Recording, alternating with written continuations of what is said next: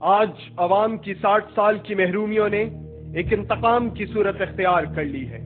اب پوری قوم امریکی چھتری تلے چلنے والے ظلم کے نظام اور جابر حکمران کے سامنے سیسا پلائی ہوئی دیوار بن گئی ہے۔ پشاور اور لاہور کے عوام نے چیف جسٹس کا تاریخ ساز استقبال کیا۔ اسلام آباد سے پشاور تک 2 گھنٹوں کا سفر کئی گھنٹوں میں طے ہوا۔ چیف جسٹس لاہور جانے کے لیے صبح 7 بجے گھر سے روانہ ہوئے، تاہم 6 گھنٹے کا یہ سفر اگلے روز صبح 9 بجے اختتام پذیر ہوا۔ عوام کا ایک ٹھاٹے مارتا سمندر تھا جو ان کے ساتھ تھا۔ ظالم نظام 16 کروڑ محروم عوام کے بفرے ہوئے سمندر کو دیکھ کر کانپ گیا۔ جنرل پرویز مشرف اور ان کے حواریوں کے لیے یہ ایک بڑی تشویشناک صورتحال تھی، جس سے نمٹنے کے لیے انہوں نے کراچی کو میدان جنگ بنانے کا فیصلہ کیا۔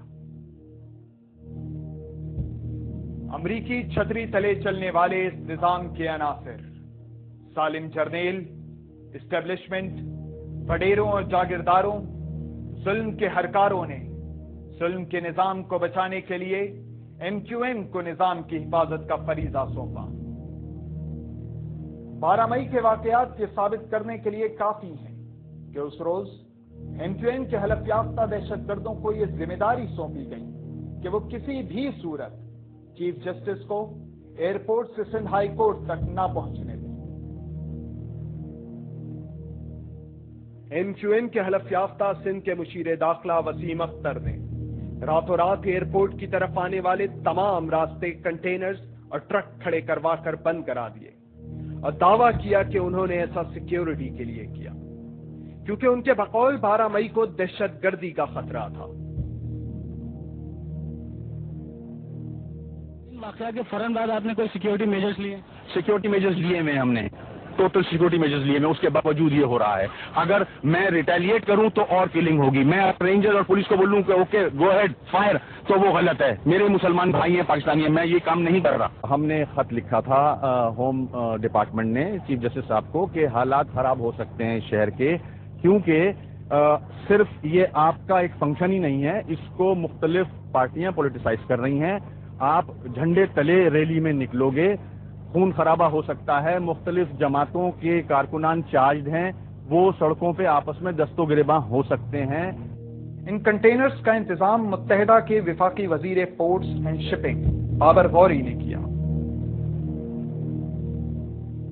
MQM بہانہ بناتی ہے کہ ان کی ریلی میں بڑی تعداد میں خواتین، بچے اور بوڑھے شریک تھے، لہذا وہ کیسے دہشت گردی کر سکتے ہیں۔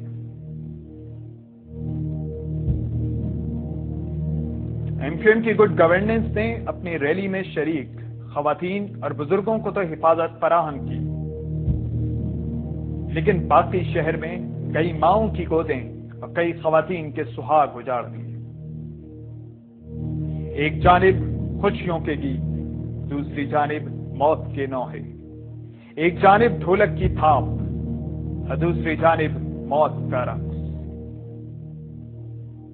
پوری قوم اپنی آنکھوں سے دیکھ سکتی ہے کہ کس طرح متحدہ قومی موومنٹ کے دہشت گرد آزادانہ سڑکوں پر شہر بھر میں دندناتے اور خون کی ہولی کھیلتے رہے۔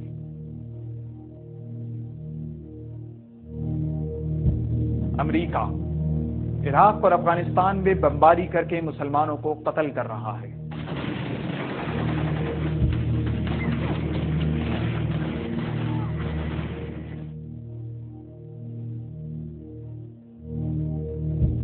پاکستان میں اس کی پشتیبانی پر جنرل مشرف اور MQM کراچی میں اسی قتل عام میں مصروف ہے۔ پشاور اور لاہور کے بعد منظرنامے میں صرف متحدہ کی مافیا کا اضافہ ہوا اور دہشت گردی کا وہ بازار گرم ہوا کہ الامان و الحفیظ۔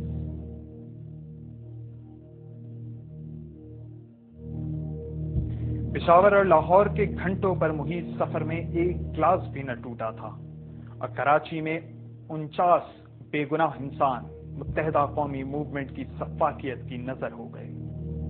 یہاں سے چلا چیف جسٹس اسلام آباد سے اور لاہور پہنچا ہے، سوائے جشن کے ماحول کا مجھے ایک جگہ بتا دیں توڑ پھوڑ ہوئی ہو، ایک جگہ پولیس نے روکنے کی کوشش کی ہوگی یا زبردستی کی ہوگی تو تھوڑا کچھ ہوا، باقی تو پرامن تھا سارا۔ یہاں یہ ہوا ہے کہ ڈائریکٹ فائرنگ کی ہے ایم کیو ایم کے. آپ کے ٹیلی ویژن پہ دکھایا انہوں نے, صرف ان پہ فائرنگ ہی نہیں کی, ٹیلی ویژن کے اوپر فائرنگ کی ہے, آج ٹی وی کے اوپر فائرنگ کی ہے, جرنلسٹ کے اوپر, ایمبولینسز کے اوپر فائرنگ کی ہے. دہشت گردی کے یہ مناظر ہم سب کے سامنے ہیں.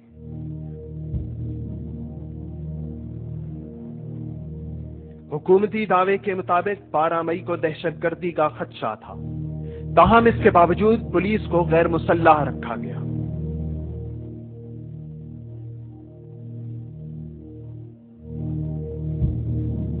بی بی سی اردو کی ویب سائٹ پر موجود یہ سرکاری حکم نامے کا عکس ہے جس کے ذریعے یہ ناقابل فہم احکامات جاری کیے گئے. جنرل پرویز مشرف کی فوجی جنتا کے احکامات پاتے ہی متحدہ قومی موومنٹ کے دہشت گرد بیک وقت سٹی کورٹ اور سندھ ہائی کورٹ پر چڑھ دوڑے. وکلا کو غلیظ گالیاں دی گئیں, انہیں زد و کوب کیا گیا. یہاں صورتحال یہ ہے کہ سندھ ہائی کورٹ کو آنے والے تمام راستے بند کر دیے گئے ہیں اور یہاں پر بہت سے وکلاء نے شکایت کی ہے کہ ان کو مارا پیٹا گیا ہے, زخمی کیا گیا ہے, کمروں میں بند کیا گیا ہے. ابھی ہم آپ کو دکھا رہے ہیں سندھ ہائی کورٹ کے باہر ایم کیو ایم کی ریلی کے شاٹس ہم آپ کو دکھا رہے ہیں.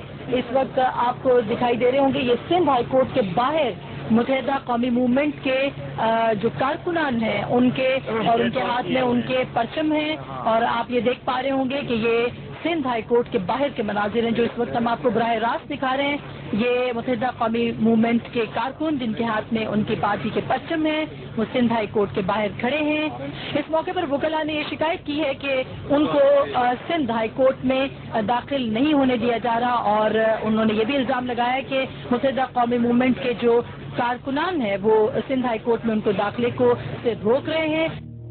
اپنے آپ کو حقوق نسواں کی چیمپئن کہنے والی متحدہ قومی موومنٹ نے خواتین وکلا کو مارا پیٹا, گالیاں دی, ان کے چیمبر کو آگ لگائی. احمد جناح روڈ پر وکلا کے کاروان پر فائرنگ کی گئی. بہت مشکل ہے. I think it's very difficult to express. میرا خیال تھا کہ ہم اپنے ملک میں رہتے ہیں لیکن یہاں ہم پیدل بھی چل کے بہت مشکل سے آئے ہیں. ہمیں بہت جگہ روکا گیا, ذلیل کیا گیا, مارا گیا, گالیاں دی گئیں. بہت مشکل سے آئے ہیں, بہت مشکل سے آئے ہیں. اور رینجرز والے اور پولیس والے دیور جسٹ این آن لوکر. میں نے 10 جگہ رینجرز والوں سے کہا کہ آپ اس ملک کی فوج ہیں. میں نے پولیس والوں کو کہا آپ اس ملک کی فوج ہیں. انہوں نے کہا آپ چلتی جائیں, ہم کچھ نہیں کر سکتے. سندھ ہائی کورٹ کے معزز جج صاحبان دیواریں پھلانگ کر عمارت میں داخل ہوئے. پولیس اور رینجرز کی موجودگی میں مسلح دہشت گردوں نے وکلا کو ہراساں کیا. یہ تمام حقائق وکلا حضرات عدالتی احکامات کے بعد اپنے بیانات حلفی میں ہائی کورٹ کے سامنے بھی پیش کر چکے ہیں. اس وقت یہ ہمارے ساتھ ایک وکیل ہے جن کے دانت توڑے گئے ہیں ابھی, اور آپ دیکھ رہے ہیں کہ مناظر اس وقت ہمارے ساتھ سندھ ہائی کورٹ سے یہاں پہ وکیل پہنچے ہیں. جی یہ کیسے واقعہ؟ یہ جب سٹی کورٹ سے جلوس نکلا ہے وکلا کا لائٹ ہاؤس کا سگنل کراس کیا ہے اس وقت کافی متحدہ کے لوگوں نے ہمارے فائرنگ کی ہے جس سے لوگ بچ گئے اور ان کو جو ہے گھیر لیا. کافی سارے لوگوں نے ان کو گھیر لیا. مجھے بھی کافی سارے لوگوں نے گھیرا, میرے دانت توڑ دیے, موبائل چھین لیا اور پیسے چھین لیے. ان کا ہے تشدد ہے, پولیس کی نگرانی میں سب کچھ ہوا ہے. اس وقت میں اور میرے تمام ساتھی ہائی کورٹ میں ہیں. ہم چیف جسٹس صاحب کو لینے اس لیے نہیں پہنچے کہ باوجود اس کے کہ ہم نے ڈی ایس پی پریڈی سے لے کر گورنر صاحب سب تک بتلا دیا تھا سب کو کہ 9:30 بجے ہم یہاں سے جائیں گے, لیکن رات 12 بجے سے انہوں نے ساری ناکہ بندی کر دی, ہر طرف کنٹینر لگا دیے اور صبح سے غنڈے, مسلح غنڈے کھڑے ہوئے ہیں, کسی کو آنے نہیں دے رہے. ہم کسی نہ کسی طرح بچتے بچاتے یہ اپنے کالے کوٹ اتار کر رکھ کر اور یہاں پہنچے ہیں. بہرحال ہم چیف جسٹس صاحب کو لینے اس لیے نہیں جا سکے کہ ہم یہاں سے باہر نہیں نکل سکتے. ہائی کورٹ کو چاروں جانب سے گنڈوں نے گھیرا ہوا ہے جو مسلح ہیں. پولیس کے آئی جی کو چیف جسٹس صاحب نے بلایا تھا, انہوں نے اپنی بے بسی ظاہر کر دی ہے کہ میں کچھ نہیں کر سکتا صاحب, اور میں اگر کچھ کروں گا تو بلا وجہ کچھ